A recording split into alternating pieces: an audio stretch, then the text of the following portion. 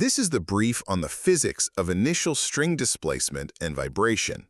So what we're going to do here is look at the physics of a simple string pluck.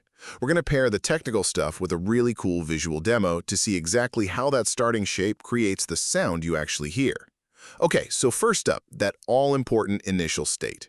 You know, when you pluck a string, you pull it into this specific triangular shape, right? Well, the key thing here, for all the physics to work out, is that it's released from rest. And that just means it starts off perfectly still. This zero velocity thing, it's what guarantees we can actually predict what's going to happen next. Second, the motion you see.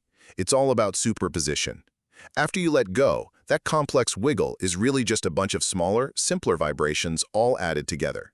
Think of them as independent little standing waves, all oscillating at the same time. And finally, let's connect that sharp shape to the actual sound. To get that pointy triangular shape right at the start, you actually need a ton of high-frequency harmonics. And the video really shows this. The more of these high frequencies you throw in, the more accurate the shape looks. But here's the kicker. Where you pluck the string determines the exact mix of those harmonics, and that is what decides the sound's quality, or what we call its timbre. Ultimately, the initial pluck location determines the mix of harmonic modes, defining both the string's visual shape and the resulting acoustic quality.